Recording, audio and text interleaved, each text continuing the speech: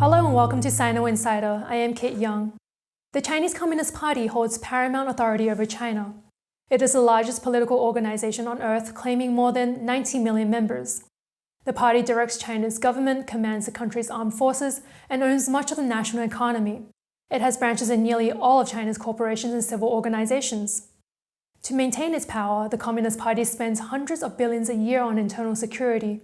Its high-tech surveillance and censorship put the Stasi of former East Germany to shame. Given all this, it would seem only natural that China's leaders, including General Secretary Xi Jinping, are in full control over the country. And if Xi wanted to, he could harness the strength of 1.4 billion people more easily than any democracy, right? Well, not really.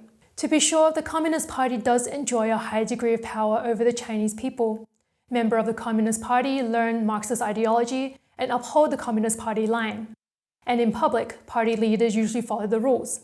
They say the same things, support the same policies, wear the same clothes, and keep the same hairstyle.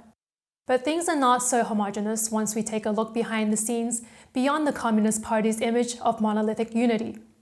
In this first video of our series on Chinese elite politics, we will introduce the instrumental role factional struggle plays in shaping Communist China. The Chinese Communist Party was founded 99 years ago in Shanghai, and to this day it follows the Marxist-Leninist doctrine of class struggle. Karl Marx rejected the laws, cultures, and traditions of non-communist societies. According to him, these were all oppressive social conditions to be overthrown by the working class. Meanwhile, Vladimir Lenin realized that in order for a communist revolution to succeed, it has to be led by a powerful and well-disciplined elite group.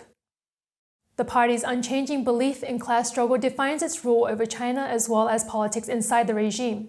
Marxism-Leninism focuses on ideology and power and ignores laws or morality. This means that struggle within the Chinese Communist Party is brutal and vicious, so much so that Chinese people describe it using the term 你死我活, you die, I live. Confucius said that people with good character get along, but do not necessarily agree with each other. On the other hand, people of inferior moral character pretend to be in agreement, while secretly scheming against each other. The Communist Party's outward appearance of monolithic unity makes it hard for most China watchers to even pick up on signs of factionalism in the party. The scarcity of sources in elite politics makes it even harder to assemble an accurate picture of what goes on in Zhongnanhai, the party's headquarters in Beijing.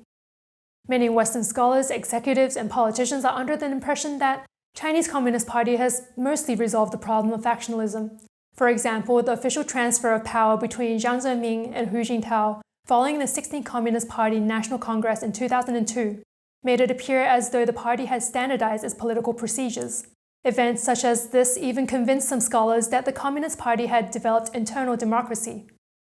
But political black swan events like the Wang Qishan incident and the purge of Politburo member Bo Xilai in 2012 forced those scholars to re-examine their previous assumptions. According to our research and observations, we have found that the issue of factional struggle cannot be ignored if one is to properly explain Chinese Communist Party behavior or accurately forecast its next steps. Take the seemingly smooth transfer of power by Jiang Zemin to Hu Jintao in 2002 as an example. Closer examination of the facts reveal high-level factional struggle in the Chinese Communist Party, which to this day still has lasting effects.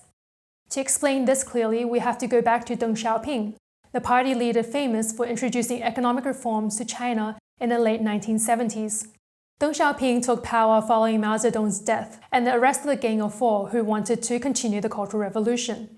While Mao had chosen Hua Guofeng to succeed him as chairman, Hua did not enjoy prestige in the regime. Deng outmaneuvered him by rehabilitating a large number of party officials who had been persecuted during the Cultural Revolution. Later, Deng Xiaoping maintained his power over these officials by encouraging economic reform and opening up. The reform process brought fresh blood to the Communist Party system and weakened power held by older leaders. Deng's position was strengthened. After the Tiananmen massacre in 1989, Deng removed the pro-reform Communist Party General Secretary Zhao Ziyang and replaced him with Jiang Zemin, who had demonstrated a decisive attitude in the face of protesters in Shanghai. Deng Xiaoping also noticed Hu Jintao, a party official who ruthlessly suppressed riots in Tibet during the events of 1989. In the early 1990s, Jiang undermined Deng Xiaoping's legacy of economic reform by taking a hard left-wing stance. Deng Xiaoping fought back by going on his southern tour in Guangdong province, criticizing anyone who dared to go against his economic reforms. In order to counterbalance Jiang Zemin and protect his family interests, Deng Xiaoping appointed Hu Jintao to be Jiang's successor. In 1992, Hu Jintao became the youngest ever member of the Politburo. Jiang had ways to deal with Hu Jintao. Ahead of the 15th Party Congress in 1997, Jiang instituted a rule that officials above a certain age needed to retire from office. By doing so, he forced powerful political rivals Qiao Shi and Li Ruhuan out of power and established an advantage over Hu Jintao. In 2002, Jiang hit the retirement age limit set by himself and had to cede the top party and state positions to Hu. However, Jiang stayed on as chairman of the Central Military Commission until 2004. He even kept an office in the commission headquarters until Xi Jinping came to power in 2012.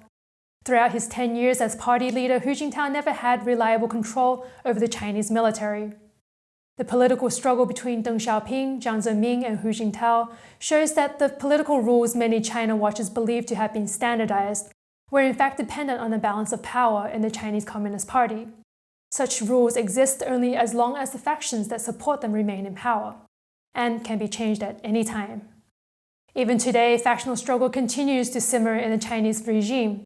Xi Jinping has abolished term limits and written his ideology into the Communist Party constitution, yet he still faces staunch resistance from the many elites whose interests have been damaged under his leadership.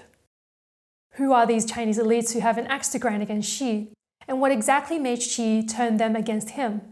In our next video, we will decode the broad political landscape of the Chinese Communist Party since 2012. If you found this video informative, please like and subscribe to our channel. And for more insights on Chinese elite politics, please visit our webpage at Sinoinsider.com. Thank you for watching.